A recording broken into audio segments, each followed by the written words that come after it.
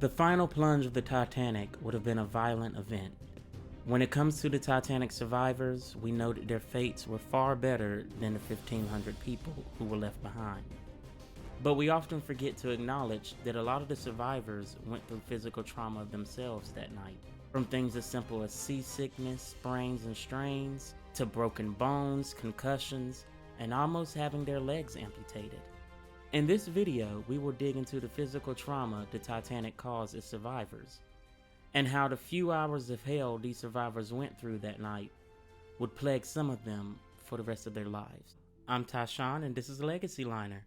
Welcome aboard. So, without any further delay, let's get into it.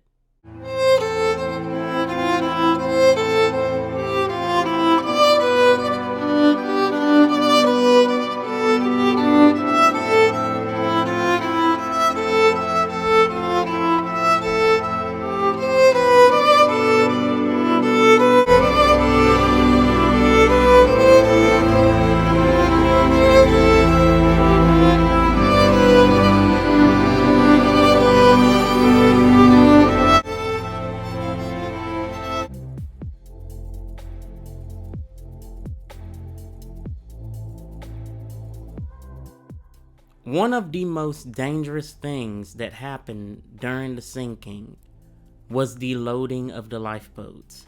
And that don't sound like that would be that dangerous of an experience, but if you compare it to Lusitania or the Britannic, where lowering the lifeboats before the captain gave the orders or doing it in an improper way ended up causing a lot of people to meet very tragic horrendous fates. On the Britannic, their lifeboat was lowered and ended up getting chopped up by the ship's propeller because it was still moving and half out of the water. On the Lusitania, there were several lifeboats that either broke apart as they were being lowered or landed on top of other boats or got crushed because there just wasn't enough organization with the way that they were loading their boats. So loading the lifeboats is a very dangerous process, and it is not a decision to be taken lightly. I know there's this misconception that anytime a boat bumps into something, the first thing the captain's supposed to do is say, "Abandon ship," and then everybody runs around and, goes for the boats. But in real life, it's quite the opposite. You do not want to do that because you can put the passengers' lives in danger. And in the Titanic's case, even though its lowering of the lifeboats certainly went smoother than other shipwrecks, it still had its fair share of complications. First class passenger Helen Candy, she told about how she was the first person to be loaded into her lifeboat, and there wasn't even an officer there to, take her hand and help her step down into the boat. And so she ended up jumping in and landing awkwardly, and it caused her to break her ankle. And when she broke her ankle, she collapsed down and laid there in pain for a bit. And Captain Smith walked by, and I guess he got kind of snippy with her and was just like, "What are you doing? Get up and help other women into the boats." And so it took her a little bit to get herself collected, but she did do it. She did stand up and help other women and children get in. But I just found that story kind of interesting, that Captain Smith, which Lord knows he had a lot on his mind at the time, that he just saw this woman laying in a boat and was just like, "Ma'am, get up. This is not about you right now." Oh, and by the way, she did end up suing White Star for $10,000 over that injury. Little Eva Hart, who was only 7 at the time, whenever she was tossed into the lifeboat, she hit her stomach on the edge of the boat, and this ended up causing her to have vomiting attacks in the beginning when the lifeboat first touched the water. Her mother Esther wrote in a letter that she felt so bad because she wanted to get over to Eva to comfort her, but the boat was full and the two of them were in two separate sections and she couldn't get to her, so she just had to watch as poor little Eva was just having a vomiting attack. And if you were one of the women or children who were capable of making it into the lifeboat without getting injured, that still didn't mean that you were safe. You see, as the lifeboats were being lowered down, there were a lot of men who weren't able to get in when the lifeboat was leveled with the deck. But now that the lifeboat was being lowered, they saw this as their chance to run and jump in. And so a lot of the women had stories of their boat being lowered down and men just falling and crashing down on top of them from 10, 20, however many feet from the boat deck. Lucinda Parrish was severely bruised when a man jumped from the deck and landed on top of her when he was jumping into the lifeboat. There was another first-class passenger, Annie Mae, who said that a man that she estimated to be about 250 pounds had jumped down and landed on top of her. And she said that the man landed on her with so much force that it actually broke some of her ribs. Other passengers tried to be a little bit more careful in the way that they did it. Instead of jumping down into the lifeboat, they tried to slide down the lines that were used to lower the lifeboats into the water. I used to work on tall ships, so I know firsthand what it's like to have the friction and that burn from the rope in your hand. For us, they wouldn't let us wear gloves because they wanted us to build up callus on our hands in case we had to lower the sails in an emergency. But if you're a passenger that's never been on ships or anything before, that could be something in itself that you're not used to. Another major way that passengers and crew were injured were from jumping off of the ship into the water itself. You see, when you're jumping from that height, it's already a danger in itself, but you also have to watch out for debris that's floating in the water underneath. And it was very dark that night. There was no moon. And there were a few passengers that remarked that the sea was just black. You couldn't see down there. So you didn't really know if you were going to land on anything or not. Frank Prentice remarked that he had jumped from the stern of the Titanic and he felt like he was lucky that he didn't hit anything. And while he was in the water, he saw one of his shipmates. And I guess when he jumped, he did hit something, which caused him to get injured bad enough where he did eventually pass away. There was a passenger, Mr. Whiteman, who allegedly told William Sloper that he was blasted into the water from an explosion and landed on top of some deck chairs in the water. So that's another example of things. Deck chairs, people, ice, debris. Even whenever they were filming the movie Titanic. This was back in the 90s when you didn't have as much CGI as we do today. And that was one of the major concerns for the safety of the stunts people and the actors in that movie, was making sure that they had time to swim away before the next group of people landed on top of them. And I remember watching a behind the scenes clip where that was their rule. In the movie, when the stunts people would jump over, they would land in the water and then immediately start swimming away. And then that's when the next group of jumpers would come and then they would jump over. And that's how they avoided having any type of incidents. Well, that's an organized, professional stunt people filming a scene for a movie. You can imagine that for the Titanic, it wouldn't have been like that. People would have been jumping sporadically, not thinking about it, panicking, and they would have been landing on top of each other. They would have been landing in debris. It would have been just horrifying. There was another story of a stoker who jumped overboard, and when he hit the water, he ended up hitting a piece of floating ice. And the impact of hitting that ice from that height of jumping off of the Titanic's decks, it caused him to get severely injured. And he too, unfortunately, would not survive his injuries.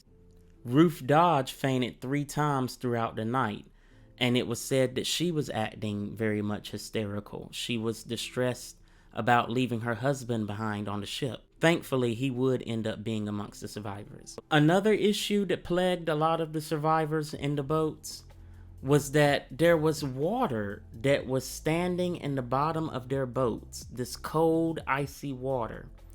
And so there were several survivors in different boats who remarked that even though they never were submerged in the water themselves, Their feet was in this cold water all throughout the night. There was one man who snuck into a lifeboat, and he remarked that when he was tucked down under, he could feel the cold water at the bottom of the boat lapping up against him.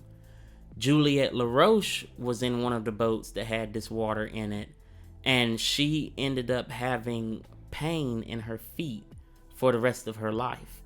Whenever she would get that pain in her feet, she was known to say, "The Titanic's coming back to me." Spencer Silverthorne would later recall that his hand was frozen because when he looked down, he saw that water was coming in through the bottom of the boat, and so he stuck his hand or his fingers at this hole to keep the water from coming up at the bottom of the boat. But it's 28-degree water, so having his fingers there long enough for them to solve the problem caused his fingers to just get very badly frostbitten. The culprit for this water at the bottom of these boats would have been this little piece right here, or at least the 1912 equivalent of it.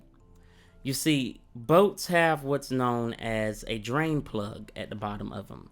And what this drain plug does is it allows all of that rainwater, sea spray, everything that accumulated at the bottom of the boat to be able to drain out.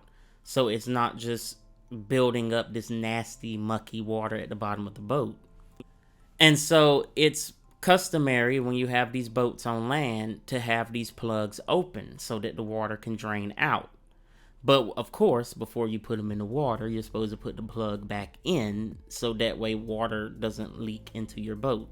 On the Titanic, the crew members, hurriedly getting the boat ready, for some of these lifeboats, they forgot to put this plug at the bottom of the boat. And so when it would hit the water, passengers would begin to notice that water was seeping in through the bottom of the lifeboat, and then they would scurry around trying to find a plug or find a way to stop the water from leaking in. And this would have been very difficult in a dark wooden lifeboat. It's not like they had their phones where they could turn on a light and look and see. It just would have been them trying to feel around with what they could, because most of them had hurriedly went up on deck, so they didn't have proper survival gear. Some of them couldn't even find the water or the little biscuits that they were supposed to have. So it just wasn't very well prepared, it seems. And for the people who were on the Titanic when she took her final plunge, the injuries would be far more severe. Rhoda Abbott, who would have been around the forward funnel whenever it was collapsing and the grand staircase when it imploded, and she described being sucked down under the water multiple times. And both times that it happened, she was separated from one of her sons, whom she would never see again. And there ended up being these explosions from deep down in the ship that caused her to get contusions and burns on her legs, and that's what blasted her up to the surface. And she ended up spending quite a bit of time in the hospital recovering not just from the physical injuries, but also from the emotional injuries of losing her two sons. Richard Williams describes how he saw the forward funnel fall, and when it fell, it crushed his father right in front of him. He just remembered looking over and seeing the forward funnel starting to topple over, and he jumped out of the way, and when he went back to reach for his father, it had took his father away. It crushed him. I'm going to actually let you hear it from his own words. "Still remembering suction, I yelled to my father, 'Quick, jump.' He started towards me just as I saw one of the four great funnels come crashing on top of him. Just for one instant, I stood there transfixed. Not because it had only missed me by a few feet. This did not even occur to me. Curiously enough, not because it had killed my father, for whom I had far more than normal feeling of love and attachment. But there I was transfixed, wondering at the enormous size of this funnel, still belching smoke. It seemed to me that two cars could have been driven through it side by side. It was probably but a fraction of a second. Then I jumped to the rail, The water was about 2.5 or 3 decks down. I climbed over the rail and jumped clear. Just the massive size of the Titanic's funnel was enough to just shock him. I don't know what that term is. Is it megalophobia, or when you have a fear of large objects? I think that's one of the things that makes the Titanic so haunting, is that there's so many different fears and phobias that it could play into. And this isn't sci-fi, this isn't Hollywood. This is a real human being telling you what it was like watching his father get crushed by this massive funnel. Also, while we're on the subject of funnels falling and crushing people, I have to address the elephant in the room. Some of you, when you hear of a funnel crushing someone, you immediately think of John Jacob Astor. We've all read that somewhere or heard that story about John Jacob Astor's body being badly crushed and covered in soot. But whenever I was reading not just this book, but On a Sea of Glass, Titanica Encyclopedia, and then Colonel Archibald Gracie's book, Colonel Archibald Gracie's book is the only source I have ever found that says anything about John Jacob Astor's body being badly crushed. I read stories of men on the Mackie Bennett who described what John Jacob Astor's body was like, and none of them mention anything about it being badly crushed or covered in soot. I always was under the impression that the only reason they knew it was his body was because of the handkerchief and the money, his personal effects that had his initials and name in it. But apparently from the accounts of the men that recovered his body, they could recognize features on him. And I would imagine that if a 60-ton piece of steel fell on top of you, you wouldn't be very recognizable. And so I'm kind of agreeing with what the other sources are saying. And I'm going to be honest, I don't think he was crushed by the forward funnel. I don't. Because even in Colonel Archibald Gracie's account, it's not like he says that he sees it. He says that he heard from like a friend of a friend that John Jacob Astor's body was like that. So it won't even a direct source. It was, I heard through the grapevine from this person, from their friend, that this is how it was. So that's why I'm starting to think like, okay, that's a myth that has been busted now. There's another person on board that night who I can't help but imagine the hell he went through. And that's engineer Jonathan Shepard. The story with him goes is that whenever he was rushing about trying to get stuff done in the boiler rooms, he accidentally stepped in a manhole, which actually caused him to break his leg pretty badly. It was reported that he was dragged into the pump room of Boiler Room 5, and it was there that he stayed for the remainder of the sinking. And this is still a pretty eerie part, but I do feel it needs to get mentioned. There were stories circulating around that since his leg was broken and the Titanic was doomed and they knew it, they knew there was no way that they would be able to get him all the way down from the engine room or the boiler rooms up to the boat deck. And so there was rumors circulating around that he was shot. And this was done as an act of mercy. So that way he wouldn't have to be in the dark bowels of the ship listening as the water was slowly coming in to overtake him. That was looked at more of a mercy killing. Now, of course, no one has came forward and said that they saw this or did this. In all honesty, if it's true, whoever would have probably didn't even survive themselves. But that's just one of those things where when I read it, it just kind of stuck with me for the rest of the day. It was like, my God, that must have been horrifying for him especially, but also for the person that would have had to make the decision to do that for him out of an act of kindness, even if it didn't really feel that way. There was one crew member, believed to be George Cavill, who reported seeing one of his shipmates fall into the hole whenever the Titanic broke apart. Chief Baker Joffin, who was on the stern when the Titanic broke apart, tells how everybody on board could hear the sound of the Titanic's steel, buckling, popping, and cracking. And then the Titanic listed over the port, and it caused a crowd of people to be thrown in a heap. He said that it just caused everyone to just pile up on top of each other.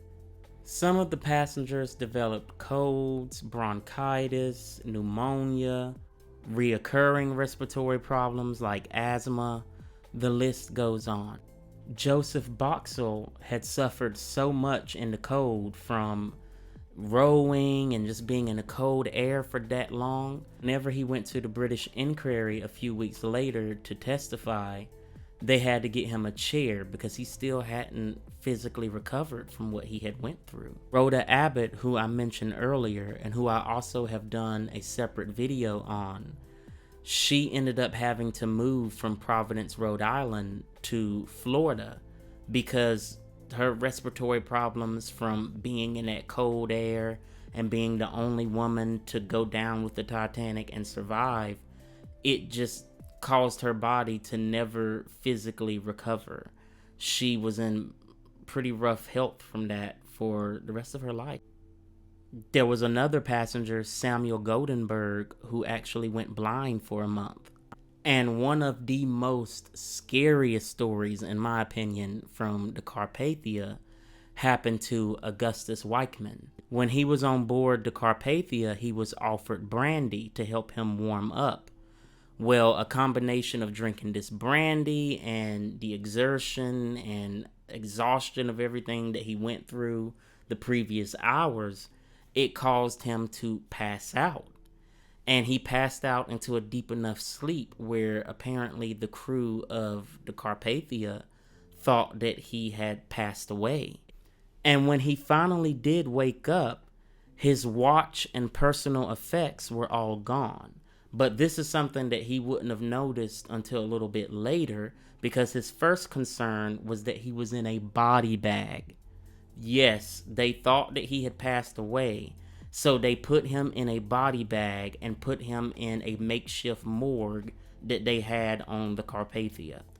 There was a group of people who were walking by and they heard the commotion of him trying to get out of this bag, and they went in and helped him. And that is just so scary, because what I think about is, what if they had decided to bury them at sea? What if they had said, oh, he's gone, we don't want to have a body on the ship because that might lower spirits or morale. You know, let's put him to rest in the ocean.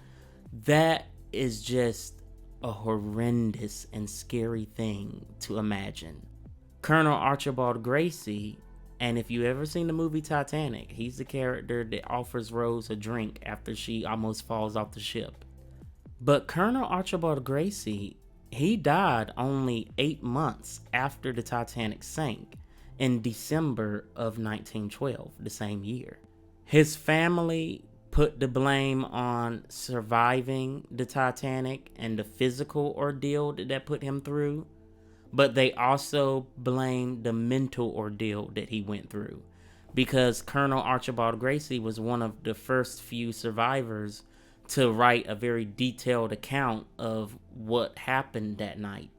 And his family felt like everything he went through to survive the sinking, being in the water and swimming, and the stress and the strain, combined with constantly replaying everything over and over as he was interviewing other survivors, it just caused his body to just give up. And they blamed the Titanic for his death, even though it was 8 months later. There was one passenger, Nora Hilly, who ended up being admitted to a psych ward a couple of years later. She would end up dying there in 1919. And she was just one of the many Titanic survivors that had some sort of mental breakdown from surviving the Titanic. There were stories of women who were threatening to take their own lives once they realized that their husbands or sons were amongst the dead.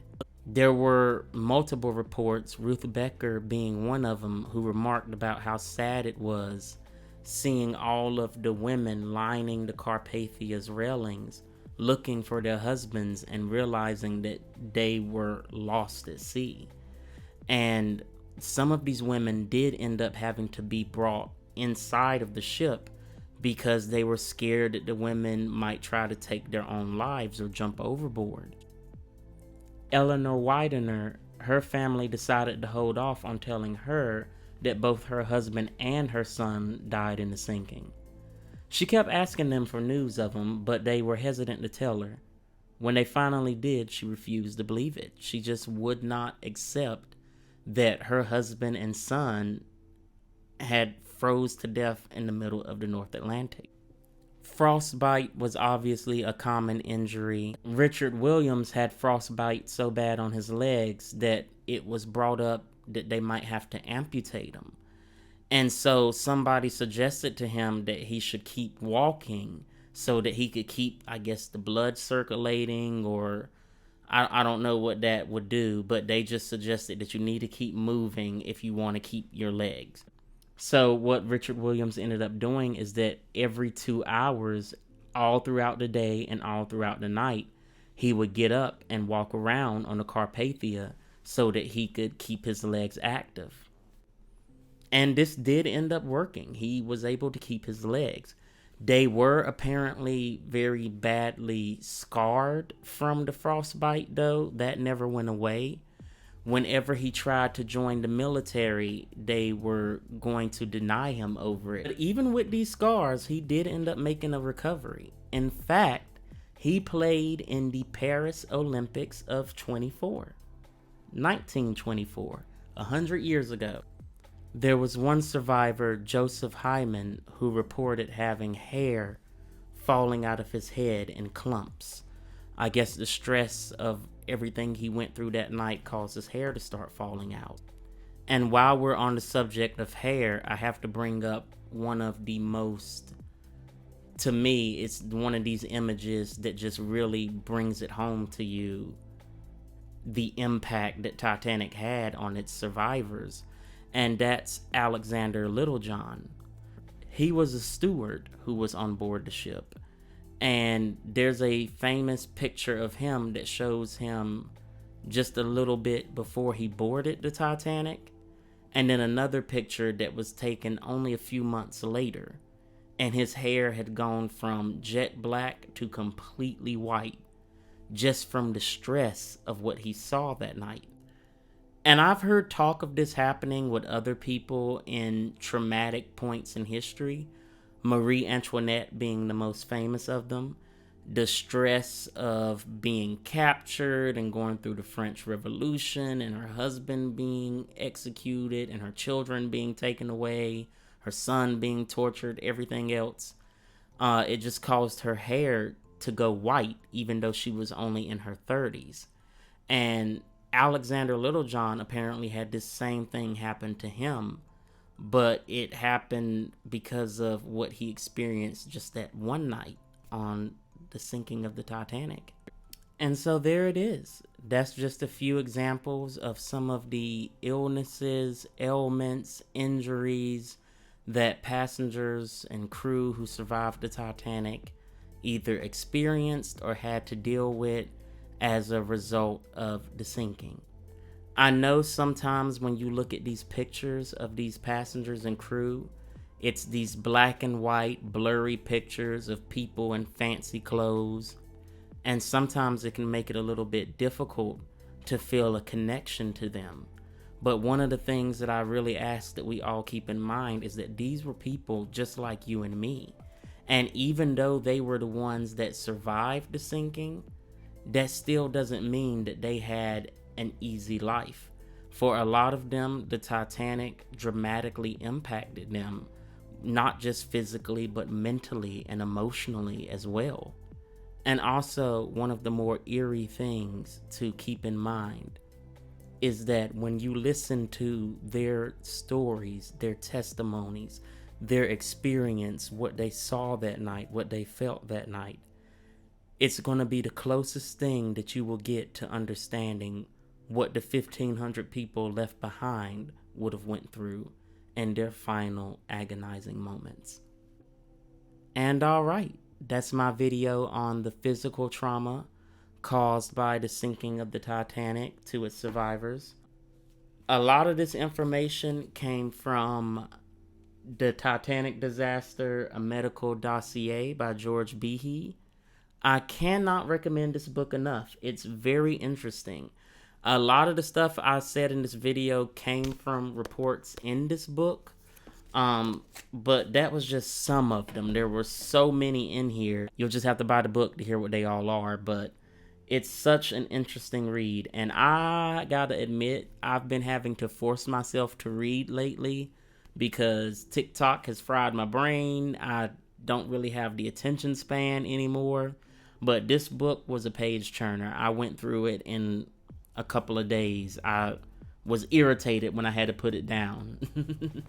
So that's my video on the physical trauma of the Titanic. Don't forget to like and subscribe. Thank you for watching my video. Thanks again for us hitting 1,000 subscribers. Y'all be safe and have a good one.